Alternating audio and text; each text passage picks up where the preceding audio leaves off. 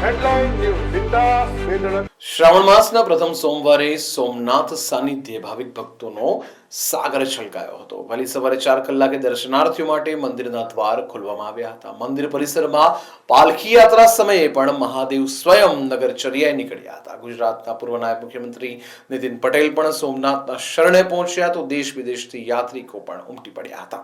આજે પવિત્ર શ્રાવણ માસનો ચોથો દિવસ અને પ્રથમ સોમવાર હોય અને સોમનાથ સાનિધ્ય શિવ ભક્તો ન પહોંચે તેવું તો શક્ય જ નથી.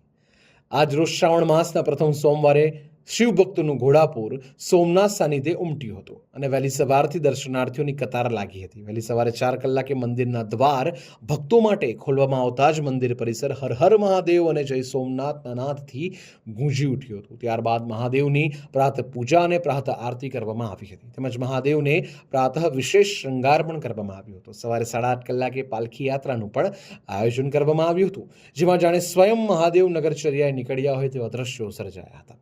અને સોમવારને પગલે વહેલી સવારે જ 15,000 જેટલા ભક્તોએ મહાદેવના દર્શન કર્યા હતા અને ત્યારે સાંજ સુધી લગભગ 50,000 ભક્તો ઉમટી પડવાની શક્યતા છે.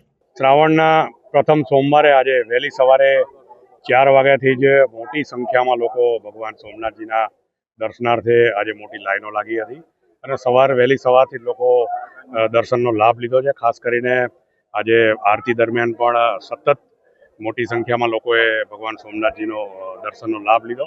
આજે જ્યારે પ્રથમ સોમવાર છે ત્યારે 8:30 વાગે ભગવાન સોમનાથજીની પાલખી યાત્રા, પાલખીનું પૂજન અને 8:30 પાલખી યાત્રા યોજવામાં આવશે. તેવી જ રીતના 10:30 વાગે જે પાગ પૂજા છે, ભગવાનને પાગ ચડાવવામાં આવે છે, એની પણ યાત્રા મંદિરમાં યોજવામાં આવશે. એનો પણ ભાવિક ભક્તજનો લાભ લઈ શકે છે. ખાસ કરીને જ્યારે આટલી મોટી સંખ્યામાં લોકો દર્શન માટે પધારતા હોય ત્યારે ટ્રસ્ટ દ્વારા મંદિર પરિસરમાં જ ભસ્મ તિલકની એક વ્યવસ્થા ગોઠવવામાં આવી છે, જ્યાં લોકો પોતાની જાતે ભસ્મનું તિલક કરી શકે, ત્રિપુંડ કરી શકે એવી વ્યવસ્થા ટ્રસ્ટ દ્વારા ગોઠવવામાં આવી છે. તેનો પણ લોકો મોટી સંખ્યામાં લાભ લઈ રહ્યા છે. દરેક યાત્રિકોને બિલ્વનો પ્રસાદ મળી શકે એના માટે પણ એક વિશેષ કાઉન્ટર કરવામાં આવ્યું છે અને એનો પણ લોકો મોટી સંખ્યામાં લાભ લઈ રહ્યા છે.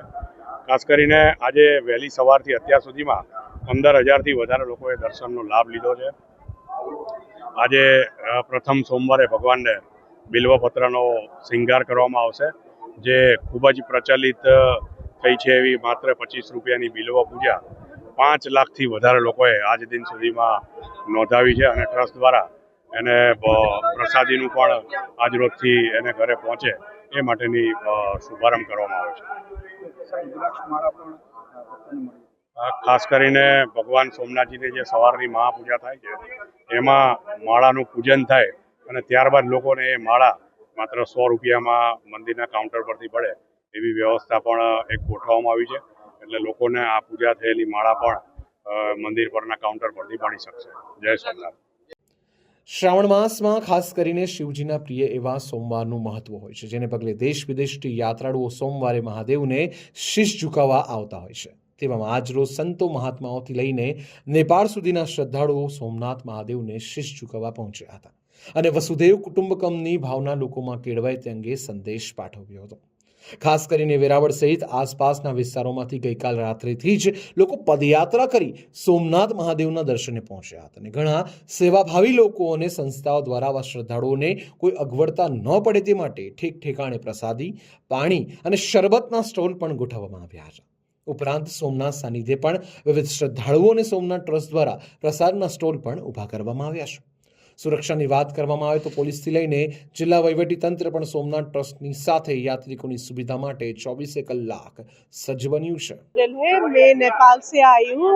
इधर सोमनाथ मंदिर के दर्शन के कारण इतना अच्छा लग रहा है. जब हम मंदिर के अंदर पहुंचे तो एक वाइब्रेशन हुआ, बॉडी में एनर्जी फील हुआ. इतना अच्छा है, सब लोग आना चाहिए ये मंदिर को.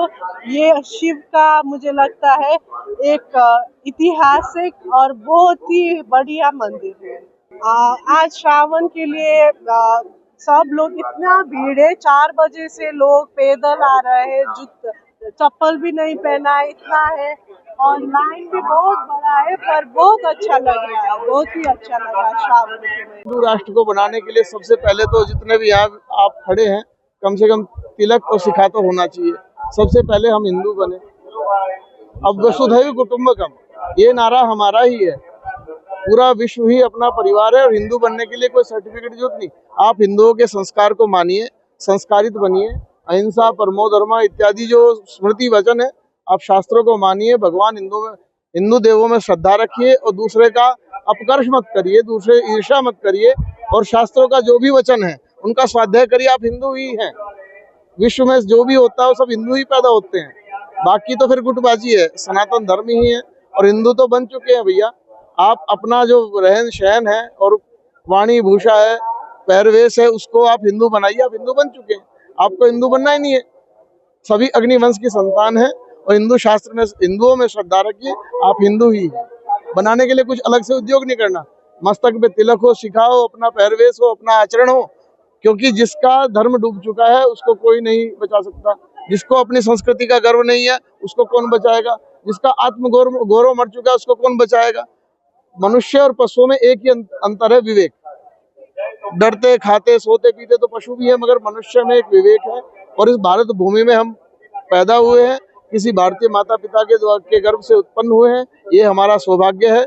और परम पवित्र आज का जो त्योहार श्रावण है, चातुर्मास भी है और भगवान सोमेश्वर की प्रतिभूमि पे हम प्रार्थना करते हैं सभी में श्रद्धा जगे और सभी एक हों, नेक हों और हिंदू संस्कृति में विश्वास रखें। यही हमारी भगवान भोलेनाथ से प्रार्थना है। ગુજરાતના પૂર્વ નાયબ મુખ્યમંત્રી નીતિન પટેલ પણ સોમનાથ મહાદેવના દર્શને પ્રથમ સોમવારે પહોંચ્યા હતા અને મહાદેવના પૂજન અર્ચન કરી આશીર્વાદ મેળવ્યા હતા। ત્યારબાદ તેમણે મીડિયા સાથે પણ ખાસ વાતચીત કરી સોમનાથ મંદિરમાં વધી રહેલી સુવિધાઓ અને સુચારુ આયોજન અંગે વાત કરી હતી। દરમિયાન પ્રદેશ પ્રમુખ નામ માટે થઈ રહેલ વિલંબ અંગે તેમને પૂછતા તેઓએ જણાવ્યું હતું કે પ્રક્રિયા શીર્ષ નેતૃત્વ એટલે કે રાષ્ટ્રીય નેતૃત્વ દ્વારા કરવામાં આવતી હોય છે અને તે હજી ચાલી રહી છે। બીજી તરફ સોમનાથ મંદિર ટ્રસ્ટના અધ્યક્ષ પણ વડાપ્રધાન છે, ત્યારે છેલ્લા કેટલાક સમયથી ચાલી રહેલ કોરિડોરની વાતો અંગે તેમને પૂછતા જણાવ્યું હતું કે કાશી વિશ્વનાથ, મહાકાલેશ્વર જેવી જગ્યાએ કોરિડોર બની ચૂક્યા છે। ધીમે ધીમે સોમનાથમાં પણ યાત્રિકો માટે સુવિધાઓમાં વધારો કરી અદ્યતન કોરિડોર બનાવવામાં આવશે।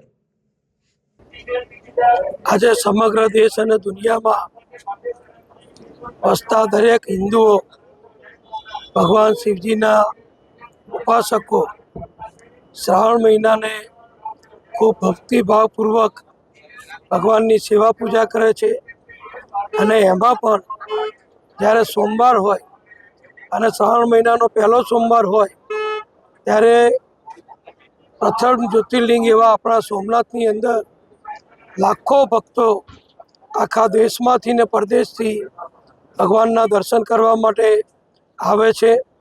રવિવારથી જ અહીંયા ખૂબ મોટી સંખ્યામાં લાખો ભક્તો એકત્ર થાય છે અને રાત્રિ આરતીના દર્શન કરે છે અને સોમવારે સવારે આરતીના દર્શનથી શરૂઆત કરી આખો દિવસ લાખો ભક્તો ભગવાનના પ્રેમથી આનંદથી શ્રદ્ધાપૂર્વક દર્શન કરે છે અને શ્રાવણ મહિનાના ખૂબ આનંદથી લાભ લે છે।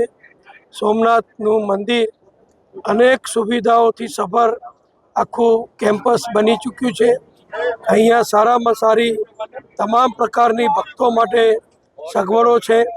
લાખો લોકો દર્શન કરે પણ કોઈ પણ જાતની ધક્કામુક્કી કે ભીડભાડ થતી નથી।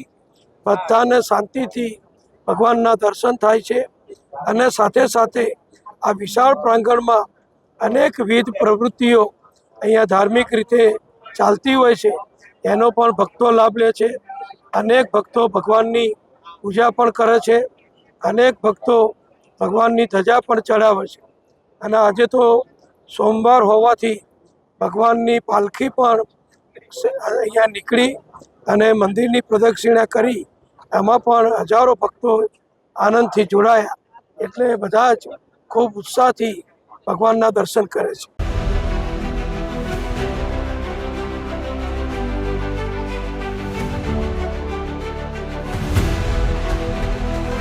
हर समस्या की हेडलाइन न्यूज बिंदास बेधड़क